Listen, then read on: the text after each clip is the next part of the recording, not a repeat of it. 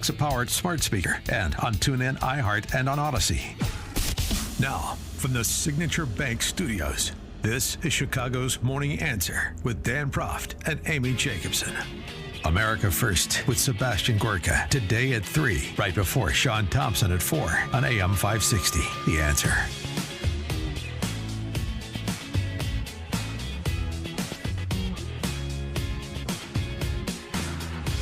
Top of the morning, Dan and Amy. You know, a postscript on the discussion about Barbie versus the new Caviezel movie. Yes. Ryan Gosling also in the Barbie movie. Yeah, he's Ken. Yeah. Don't you know? You know, Gosling's an interesting actor. He's made a lot of bad movies, but he's made some really good ones, too. Do you have a favorite Ryan Gosling movie? The Notebook. Of course. Go no further. Of course. You know, it's the heterosexual book that's Nicholas Sparks. Oh, you call that heterosexual? Shelves. Yeah.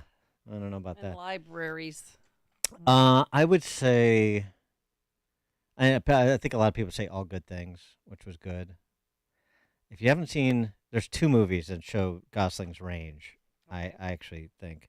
One is Blue Valentine with Michelle Williams. I have not seen that. It's really good. Is it dark? Or is it a horror film? No, it's not. Okay. It's actually, it's actually romantic in a real sense, and it's just much grittier than like The Notebook, obviously. The other is this is sort of odd, and there's it's a little graphic, but there's a movie called Only God Forgives from about 7 or 8 years ago. So if you can stand a little violence, that's worth checking out. It's just a very interesting film. It takes place in Thailand. Okay. All right. So this, I just, since we were talking about Barbie, I figured right. I'd. We should all see Sound of Freedom over the Barbie movie. Yeah. Jim Caviezel. Right. Exactly. All right. There's a social media influencer named Pearl Davis. She's 20-something, which most of these influencers are. But she's sort of the anti-influencer in the sense that Taylor Swift is the anti-hero. No, anti-influencer in the sense that she's not buying into the leftist claptrap.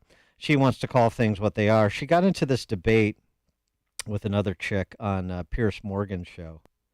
And it was pretty entertaining, just about calling things what they are. Like, describing reality as it exists. Take a listen. What I don't understand, though, is when it gets spiteful, okay? Because you put down a few arguments that I think are perfectly, they're kind of evangelical and they're Christian, but those are your right to say it. What I don't understand is when it kind of seeps into this sort of, you call women fat, you say that they shouldn't have abortions, you say that they have STDs. The question is, are they fat, yes or no? The average American woman is 170 pounds. That's objectively overweight. I mean, let's be honest. We now celebrate morbid obesity as some kind of body positive thing, and it is complete nonsense. So actually, on that point again, there's a bit of truth in that. And this is the problem. How have we come to celebrate morbid obesity as body positive? It's nonsense. We're not talking about morbid obesity. I was actually watching your podcast earlier, and you spoke to someone who was, I would say, probably a size 12, and you called her fat, obese, and a divorcee. She was fat, obese, and a divorcee. I don't know what to say. This is the thing, women, we don't want to live in reality. We don't want to say things that are true. Was she fat? Yes. Was she a divorcee? Yes. These things are just objective facts. Okay, I'm going to have to objectively... And she insulted me first. They always do. Mm-hmm. Women don't want to live in reality. A lot of them don't. A lot of them live in Chicago, but not in reality. No.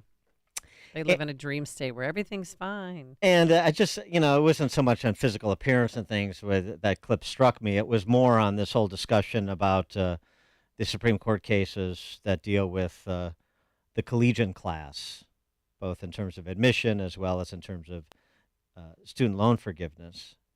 Because I saw this report or story, these dingbats on The View were claiming that this could jeopardize the future of women in higher education. Oh, my gosh.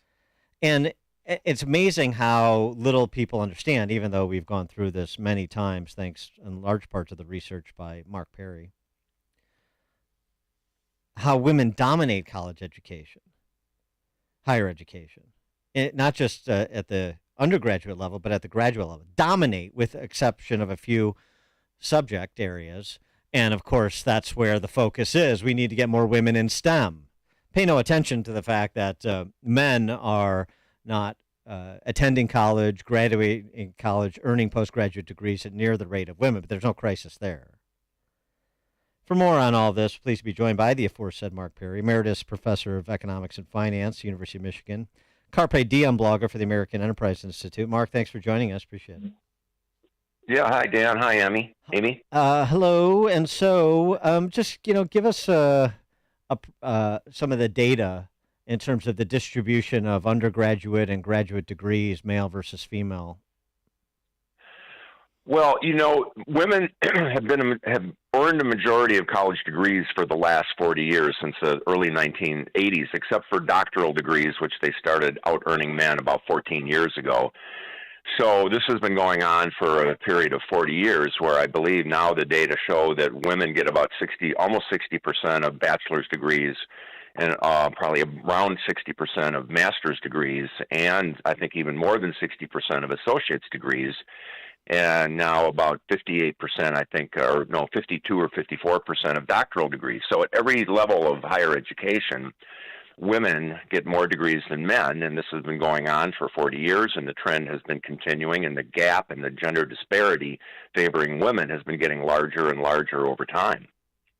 Right, and but as I said, too, the areas where there are more men earning degrees than women in math, computer science, engineering, this is where the push is. We need to get more women into STEM, whether they want to go or not.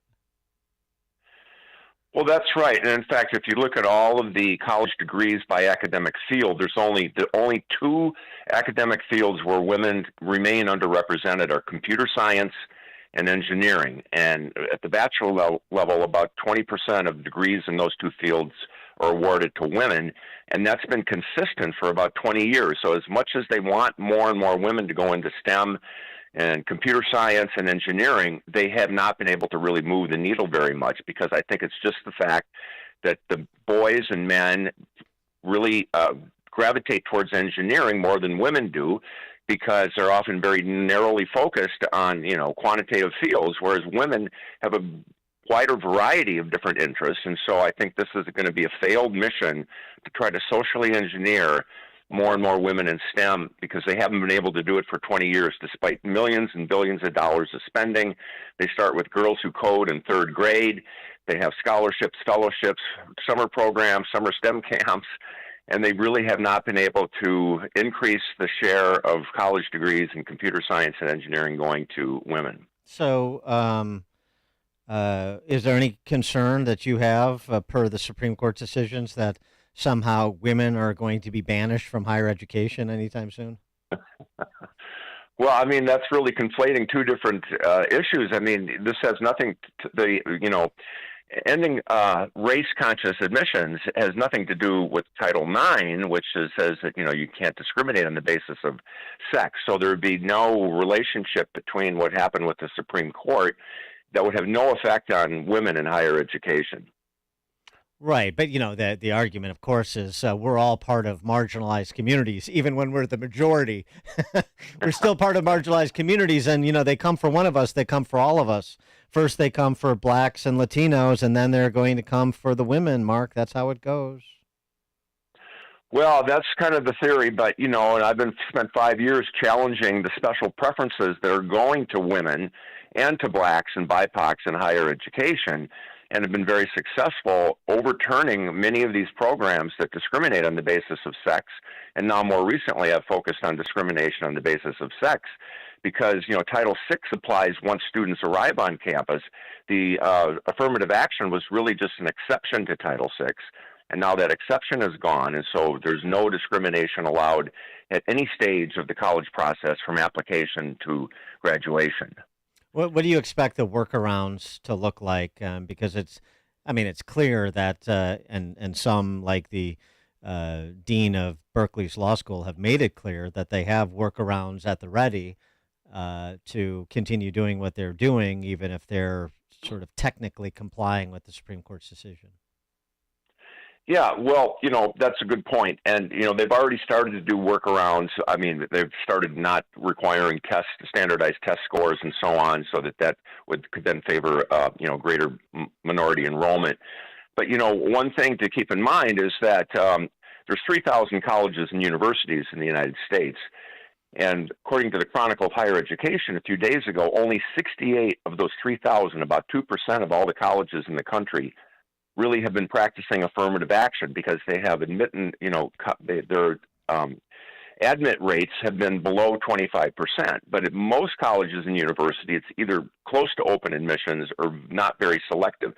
So this is only going to apply to about 68 of the most elite and selective colleges in the country. And so everything will just go on as normal. But at those 68 elite schools like Harvard and UNC, of course, what they're going to try to do is work around it as much as they can. There could be legal challenges. They're probably going to have to rewrite the Title VI regulations to address what colleges can and can't do. So that'll be hopefully coming in the next couple of years. But so this reliance on essays and less reliance on metrics of performance and academic abilities.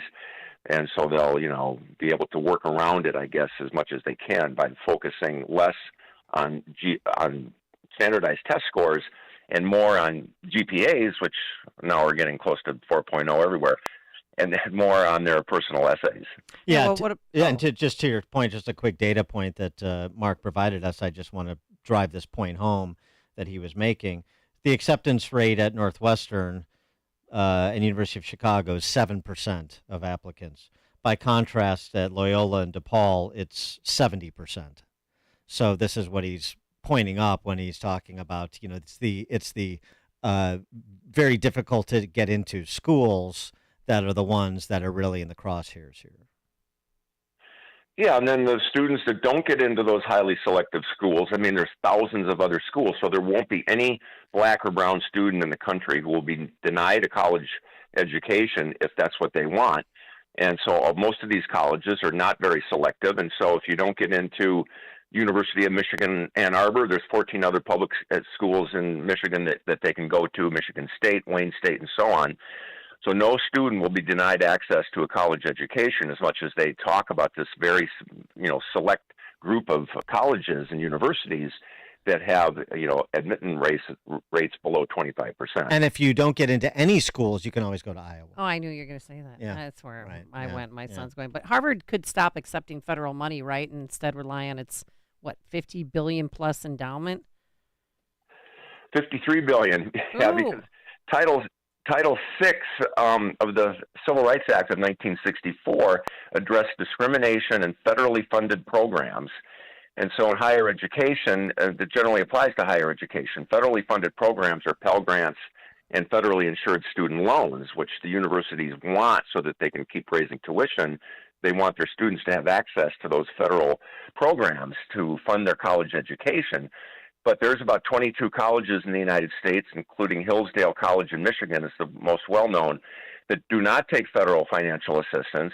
They make other arrangements for their students to get financial aid, and then they don't have to answer to the Department of Education's Office for Civil Rights. And so I'm pretty sure legally they can have whatever admission policies they want, and they would not be under the jurisdiction of the Office for Civil Rights. So if Harvard wants to maybe get around this Supreme Court decision, they could announce that they're not going to accept federal financial assistance anymore, and then Title VI would not apply to their admission policy.